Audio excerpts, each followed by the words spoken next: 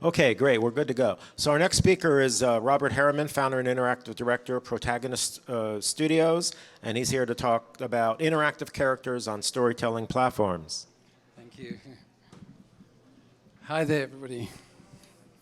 So I'm here to talk about my personal history of interactive characters and my Protagonist system. It's called The Meat is Happy, but the Ghost is Nervous. And you'll find out shortly why I called it that. I wanted to tell you about how I became obsessed with narrative, specifically interactive narrative. How do you get someone to experience a story? How can you experience a story like you're in a movie, like you are the protagonist in the movie? And just to keep things dramatic, there's my protagonist theme. I don't know if you can hear it. In the early 90s, while building a CD-ROM of A Brief History of Time, I had the good fortune to meet Stephen Hawking. And I asked, where do the ideas of science come from? And he usually takes a long time to answer when you ask him a question, but he was very quick with this. He said, science fiction. That got me thinking specifically about interactive movies. I immediately thought of the Star Trek holodeck, a place to summon verbal adventures. And I thought, wow, wouldn't it be cool if you could build one of those? There's, plenty of fictional representations of this is the holodeck, a picture of from back in the Star Trek days. But there's plenty of fictional representations of simulated actors. The Matrix, Brainstorm, Total Recall, just about every Philip K. Dick novel. Even Blade Runner was a simulated person. And then later, I came out to LA and Jeff Kleiser, sitting over here, he coined the term synthesbians for his animated characters. In fact, he had this character called Nestor Sextone, who was a politician. And Nestor's big complaint was real actors taking work away from simulated actors. Is that right? Good memory there. So this got me thinking, how do we really simulate actors? And beyond that, create truly interactive movies, not just branching buttons. Anyway, so to use a common writer's trick, I'm going to flash back and tell you my own personal history with interactive characters. My first experience of it was when personal computers appeared on the scene. I discovered that Robert Frost, used to say, someone asked him, what is poetry? And he said, poetry is what gets lost in translation. And but when personal computers appeared on the scene, I discovered that the reverse could be true. Poetry is what gets created in translation. In those days, if you took the phrase, the flesh is willing but the spirit is weak, translated it into Russian and then back into English, it would probably come back as, the meat is happy but the ghost is nervous, which actually I think is just pure poetry.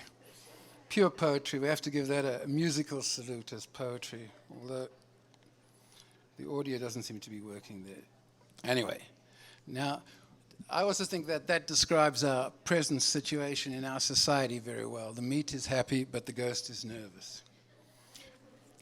Anyway, then I met Bill Chamberlain, who was a brilliant writer in New York, who had got together with his programming buddy and created this program called Ractor, which is short for raconteur. Ractor understood grammar, but nothing else.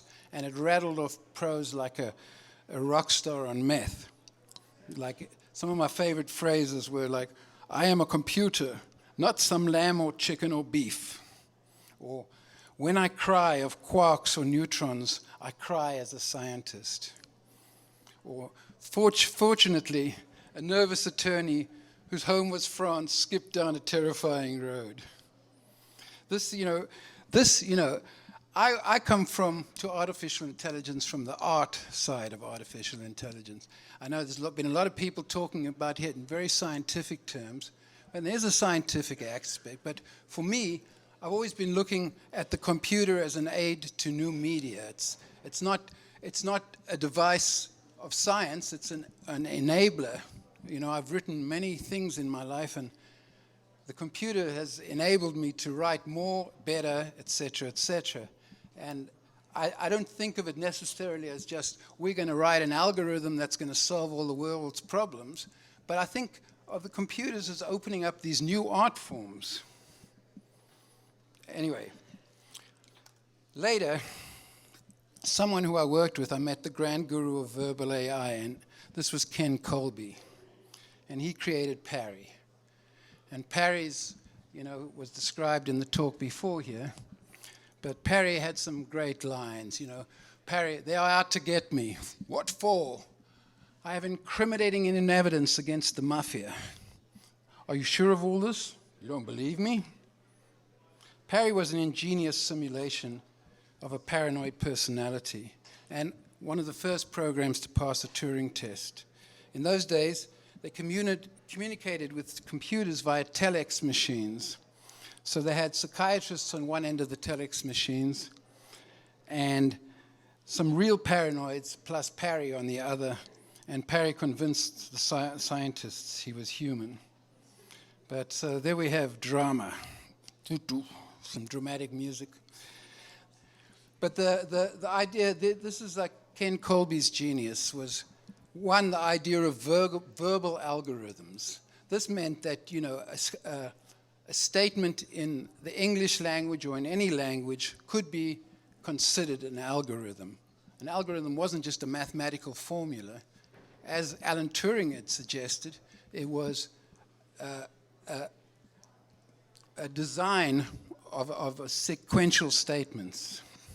And the second innovation that wasn't in ELIZA that Parry introduced was the idea of scoring keywords and adding up that score and then triggering other states from the result of that score. For Parry, mentioning anything Italian like pizza triggered his paranoia. So, Breaking Bad comes to mind there. Anyway, later, Dr. Colby developed an interactive psychiatry program called Overcoming Depression. And we created an animated character as the interface, and Dr. Phoenix took up residence at my studio in Venice. And it had about 40 patients until I had to shut it down. People were calling me up at 2 o'clock in the morning, I have to speak to the doctor. Ken's theory, by the way, was that people would say things to a computer they would never say to a human, no matter how much neutral psychologist the human played. So that worked pretty well.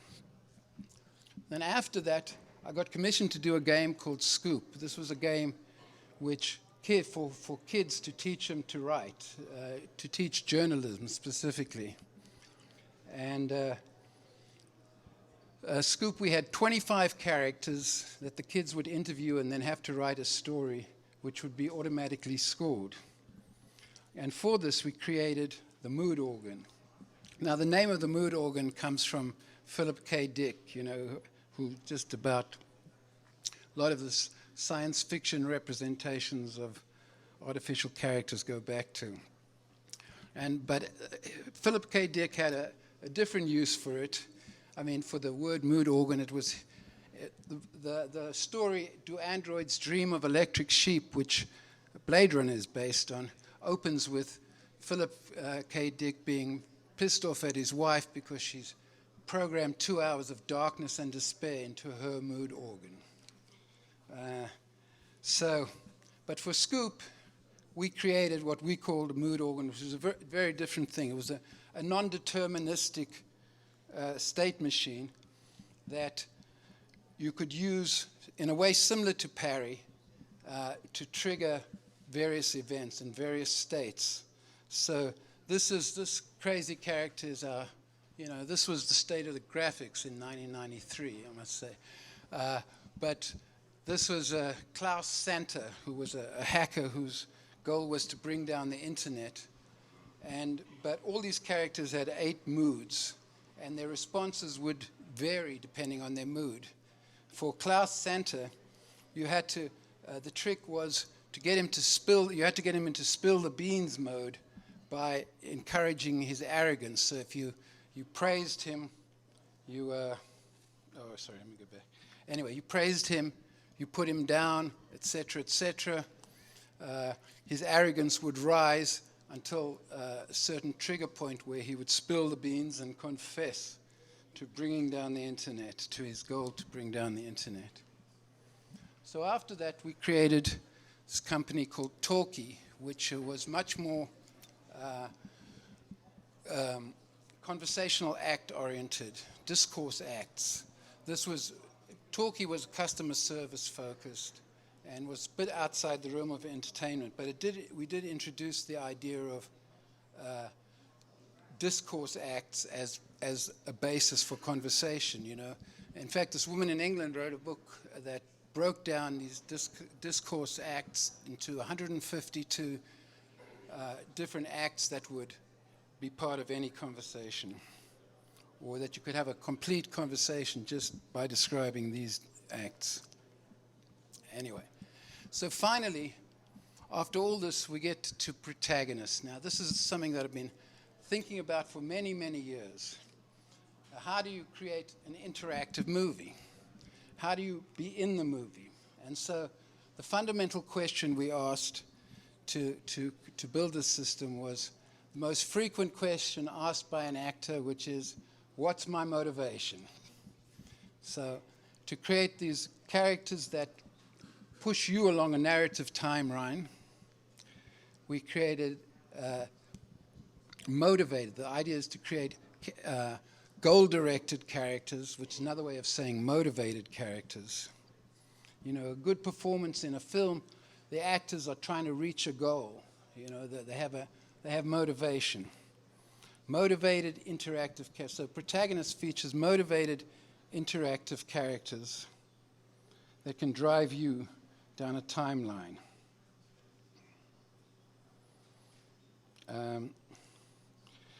So I do want to backtrack a little bit and read you Klaus Santa's dialogue where this kid called James C., who was one of our testers on Scoop, got Klaus to spill the beans, which is, he says, "Hi, I'm James C." Klaus says, "What do you want, kid?" "I'm from Scoop TV. I want to ask you questions." "Why would I waste my precious time on a mosquito like you?" "Because I can get your message out," said James. So where are you from?" Klaus says, "I'm from the land of 1,000 dances. I'm booging my way into oblivion, and I'm going to take the whole wide world with me." James says, I mean like geographically." Klaus says, "I was born in Germany, raised in Montana. I'm a US citizen, did my time in the armed forces." So, who wrote the virus? The virus? Which virus? The super spider virus. "Oh, simpleton," he says, "it's so simple. I'm not here to hold your hand." You shouldn't be... Anyway, I'll cut to the chase here. And finally, after praising and cajoling Klaus, this kid gets him into spill the beans mode, where he spills the beans. So around the same time, I discovered what's called the Gottschalk-Gleiser scales. It's a field of psychiatry called content analysis, where they would score a conversation, and they could determine your entire psychopathology from a 5-minute conversation. This was, Dr. Gottschalk down at UC Irvine who started this. And to me, it was, wow, if they can create a taxonomy of humans, which are very complex, humans are very complex compared to dramatic characters, I can create a taxonomy of narrative moves and narrative ideas, and which we went to do. So Protagonist is based on these ideas, and it's Protagonist. So we have motivated interactive characters, which you can have played by real actors or you can have played by animated characters. So, and actors, drive you through a story. That's their idea.